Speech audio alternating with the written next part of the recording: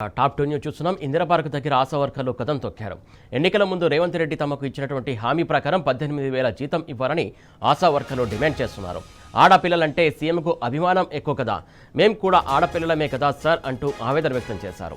ఆశా వర్కర్ల ఆందోళన నేపథ్యంలో వారిని ఎక్కడికక్కడ పోలీసులు అరెస్ట్ చేశారు. ఇందిరా పార్కు పెద్ద ఎత్తున చేపట్టినటువంటి ధర్నాలో ఉద్రిక్తత చోటు చేసుకుంది. పోలీసులకు ఆశా వర్కర్లకు మధ్య తోపులాట జరిగింది. ఈ క్రమంలోనే ఆందోళన చేపట్టినటువంటి ఆశా వర్కర్లను పోలీసులు అరెస్ట్ చేసి అదుపులోకి తీసుకున్నారు. ఆశా వర్కర్ల ఆందోళనపై మాజీ మంత్రి హరీష్ రావు స్పందించారు. ఇందిరమ్మ రాజ్యంలో మహిళలకు గౌరవం ఇదేనా అంటూ ఫైర్ అయ్యారు. ఆశా వర్కర్ల అరెస్టులను తీవ్రంగా ఖండించారు. ఎన్నికల మేనిఫెస్టో ప్రకారం వేతనాలు పెంచాలని డిమాండ్ చేయడమే వారు చేసిన నేరమా అని హరీష్ రావు ప్రశ్నించారు. వందల సంఖ్యలో పోలీసులను మోహరించి బలవంతంగా వాహనాల్లో ఎక్కించి పోలీస్ స్టేషన్లకు తరలించడం దుర్మార్గమన్నారు. ఇందిరమ్మ రాజ్యంలో మహిళలకు దక్కుతున్న గౌరవం ఇదేనా అంటూ నిలదీశారు. హామీల పేరు చెప్పి అధికారంలోకి వచ్చిన కాంగ్రెస్ పార్టీ మోసాన్ని 20 నెలల్లోనే అన్ని వర్గాల ప్రజలు గుర్తించారని పేర్కొన్నారు.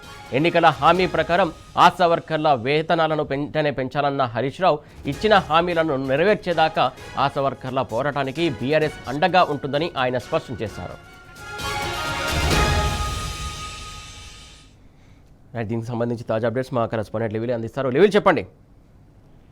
వాళ్ళ ఏదైతే ఆశా వర్కర్లకు సంబంధించి పెద్ద ఎత్తున ఆందోళన కార్యక్రమాలు చేపట్టారు. ఇందిరా పార్క్ దగ్గర ధర్నా చేసిన దాదాపు వేలాది మంది ఆశా వర్కర్లు అన్ని గ్రామాల నుంచి ఇందిరా పార్క్ దగ్గరికి వచ్చారు. వారంతా కూడా వారికి ఎన్నికల హామీలో భాగంగా ఇచ్చిన హామీలు అమలు చేయాలని డిమాండ్ చేశారు. దీనికి మాజీ మంత్రి ఎమ్మెల్యే హరీష్ రావు ముఖ్య అతిథిగా హాజరయ్యారు. వారికి సంబంధించిన సమస్యల పరిష్కారానికి బీఆర్ఎస్ పార్టీగా పోరాడతామని కూడా ఈ సందర్భంగా వారు చెప్పారు.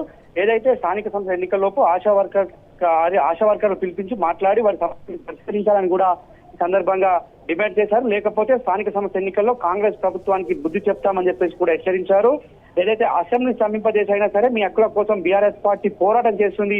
50,000 కోట్ల కాంట్రాక్ట్ చూపించిన ప్రభుత్వానికి ఆశా కార్యకర్తల జీతాలు ఇవ్వడానికి డబ్బులు లేవంటూ కూడా మండిపడ్డారు. ఆశా కార్యకర్తలు గొంతమ్మ కోరికలు కోరడం లేదు. ఆనాడు కాంగ్రెస్ పార్టీ ఎన్నికల మేనిఫెస్టోలో పెట్టిన హామీలనే ఇవాళ అమలు చేయాలని చెప్పేసి మీ ఫిక్స్డ్ వేతనం ఇస్తామని మాట తప్పిరని చెప్పేసి కూడా ఈ సందర్భంగా ఎద్దేవా చేశారు. రేవంత్ రెడ్డి మీరు ఏ మాట ఇచ్చారో ఆ మాట నెరవేర్చండి అంటూ ఈ సందర్భంగా గుర్తు చేస్తూ గొంతమ్మ కోరికలు అసలే కాదంటూ కూడా గుర్తు చేశారు. కోటి హెల్త్ డైరెక్టర్ దగ్గర ఆశా కార్యకర్తలను పోలీసులు కొట్టి ఏదైతే పెట్టి కొట్టించారో అది దుర్ఘటన చాలా బాధించిందని కూడా ఈ సందర్భంగా గుర్తు చేశారు. మీ ప్రభుత్వానికి టైం ఇచ్చారు, పరిష్కరించడానికి ఇచ్చిన మాట ప్రకారం ఆమెను నెరవేరుస్తారా లేదంటే ఉద్యమించమంటారా అంటూ కూడా సందర్భంగా మాట్లాడారు. ప్రభుత్వానికి దగ్గర పైసలు లేవా, కమిషన్లకు వచ్చే దగ్గర మాత్రం ప్రభుత్వానికి పైసలు ఉంటాయంటూ కూడా ఎద్దేవా చేస్తూ హెచ్ఎండబ్ల్యూఎస్ కింద 4,000 కోట్ల రూపాయలతో ఎస్టీపీల రేవంత్ రెడ్డి పెడుతున్నాడు, కమిషన్లు కాంట్రాక్టుల కోసం కాదా అంటూ కూడా ఈ సందర్భంగా గుర్తు చేశారు.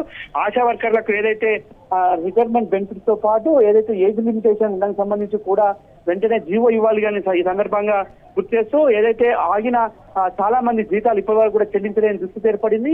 రాష్ట్రంలో వైద్య ఆరోగ్య శాఖ పూర్తిగా పడికేసింది. దానికి సంబంధించి ఎలాంటి చర్యలు చేపట్టట్లేదంటూ కూడా మండిపడ్డారు. ఆశా వర్కర్లకు ఇస్తానన్న జీతం పెంచి జీతం ఇస్తామని చెప్పారు. ఆ మాట ప్రకారం ఇవ్వాలని చెప్పేసి కూడా సందర్భంగా డిమాండ్ చేశారు. అంతేకాకుండా ఏదైతే కరోనా సమయంలో ఆశా వర్కర్ సేవలు ఎంతో మంచిగా గౌరవించారో గుర్తు తెచ్చుకోండి. కరోనా సమయంలో ప్రాణాల సైతం లెక్క చేయకుండా రాత్రింబవులు పనిచేసి ప్రజల ప్రాణాలు కాపాడిన ఆశా వర్కర్ల విషయంలో మాట తప్పడం అన్యాయం.